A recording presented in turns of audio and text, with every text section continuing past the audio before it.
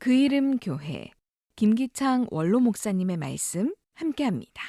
문화인류학자인 루스 베네딕트는 그의 책 국화와 칼에서 일본의 문화와 동양 문화를 수치 문화라고 했습니다. 그리고 기독교 신앙을 기초로 하는 서양 문화를 죄의 문화로 분류해 놓았습니다. 사람의 눈을 의식하며 살아가느냐 아니면 하나님의 눈을 의식하며 살아가느냐에 따라 수치 문화와 죄의 문화로 분류한 것입니다. 먼저 수치 문화에 관하여 설명드리겠습니다. 수치라는 말의 뜻은 당당하거나 떳떳하지 못하기 때문에 느끼는 부끄러움을 말합니다. 이것은 자신의 잘못된 언행 혹은 약점을 비롯한 부정적인 면이 타인에게 알려졌을 때 갖게 되는 부끄러운 감정입니다. 그래서 수치 문화권에서는 자신의 언행 심사에 대한 타인의 판단과 감정을 가장 중요시합니다. 물론 인간이라면 맹자의 말처럼 자신의 잘못된 언행 심사에 대하여 부끄러워하는 마음, 즉 수호지심을 갖는 것이 지극히 당연한 일입니다. 그러나 잘못된 언행 심사는 타인들의 시선 앞에 체면이 손상되는 수치를 당하고 끝낼 일이 절대로 아닙니다. 이제 죄의 문화에 관하여 설명드리겠습니다. 죄의 문화란 하나님의 말씀과 양심에 비추어 잘못된 언행을 저질렀을 때 그것을 죄라고 여기는 것을 말합니다.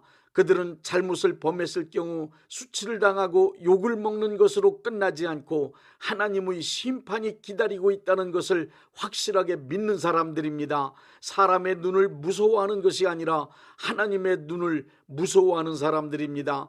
크리스찬으로 이 세상을 살아가는 올바른 태도입니다. 이렇게 매사에 하나님의 말씀을 기억하며 선하고 의롭고 진실하고 거룩한 마음으로 죄를 이기며 경건한 삶을 살아가는 크리스찬들을 죄의 문화권에 속한 사람들이라고 합니다. 죄의 문화권에 속한 사람들은 생각이나 말, 행위가 하나님의 말씀과 양심에 비추어 죄냐 아니냐를 철저히 따지며 살아갑니다. 사람 앞에 수치를 당하는 것이 문제가 아니라 불꽃 같은 눈으로 보고 계시는 살아계신 하나님이 두렵기 때문입니다. 참된 크리스찬은 죄를 이기기 위해 최선을 다하며 혹시 죄를 범할 경우 슬퍼하며 철저히 회개할 수밖에 없는 사람들입니다.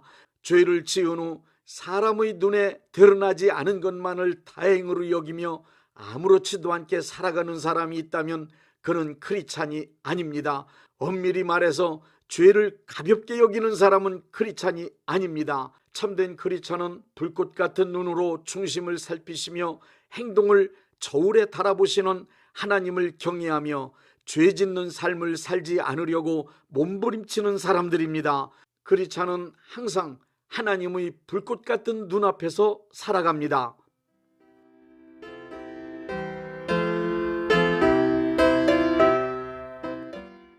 그 이름 교회 김기창 원로 목사님의 말씀 들으셨습니다.